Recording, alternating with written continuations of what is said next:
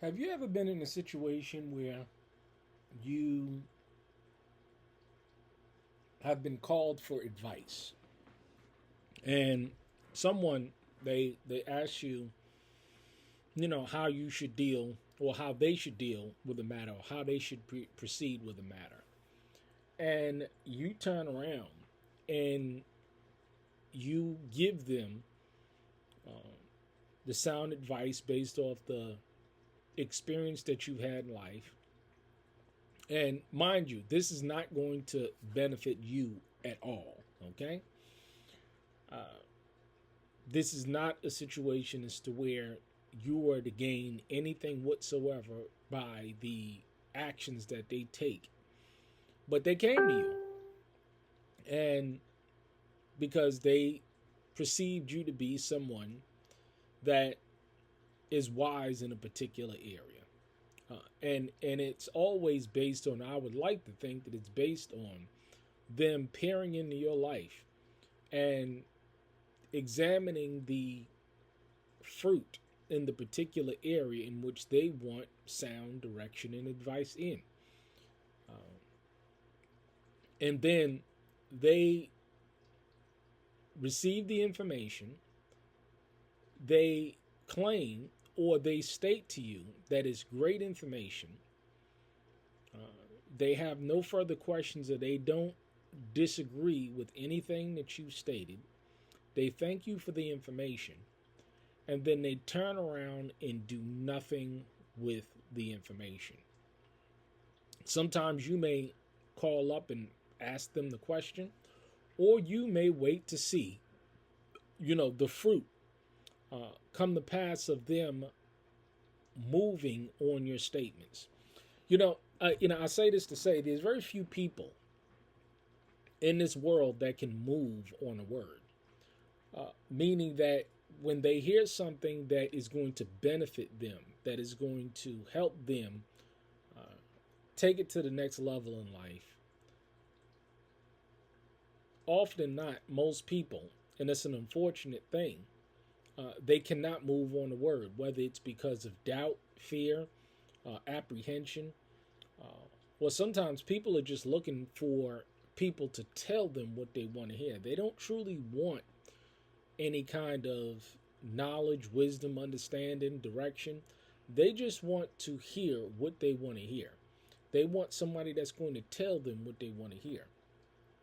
And even if you do give them sound advice,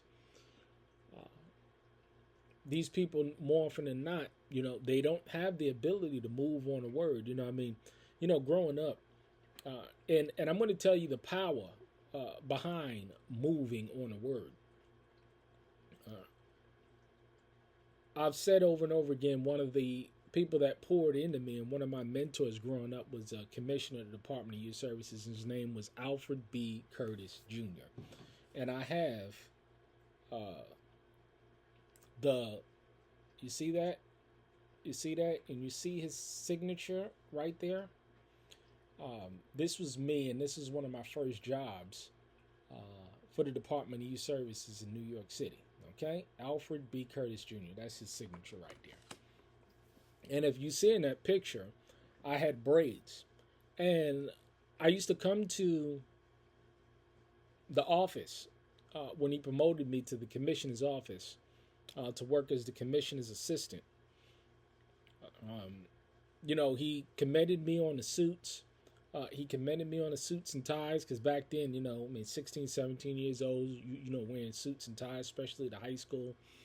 Um, he commended me on those things, but he said, you know what?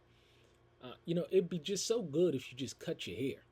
Now, at that point in time, and I think it is still, prevalent today that, braids, um, now it's dreads, everybody's wearing long hair. But he understood from a professional and corporate perspective because he knew that I wanted to go into the corporate world. That I needed to have a sharp look about myself, and that braids, even though you had a nice suit and a tie on and stuff, braids would just throw it off. So he said, you know what, it'd be good if you just cut your hair. Now, a lot of people at that point in time, they wouldn't cut their hair, but I went ahead after I left the office that day. I went ahead and I cut my hair. And I came in with a nice clean cut the next day. And he was pleasantly surprised because he saw that I was a kind of young man that could be shaped and molded. He saw that I was a kind of young man that, if he gave me instruction, uh, that I could move on a word. And that's what I'm talking about. I'm talking about the ability for people to move on a word. There's very few people that are able to do that in this day and age, and that's unfortunate. Um, and even to this day, getting knowledge and wisdom and understanding, I credit uh, my business and the success of my business to being able to hear uh, wisdom come through this internet thing and move on a word and deal with the trials and tribulations associated with uh, like I've said over and over again, learning and getting under a carpenter and I'm telling you, it's brutal. It was a brutal 3 years.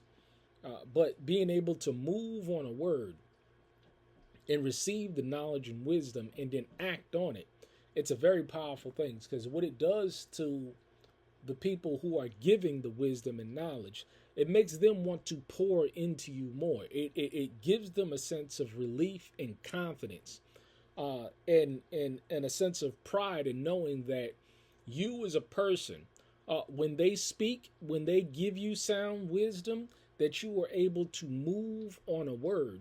And so that for that one, they want to give you more. They want to pour into you more. They want to invest into you more, because there's nothing more um, gratifying to someone to see someone uh, that they are pouring into grow and develop and prosper as a direct result of the individual that they are pouring into moving on a word. If you have such individuals in your life, cherish them and be the kind of individual that is not only a hearer only but a doer, and being able to receive the information in your spirit and move on a word. Shalom. Boaz here.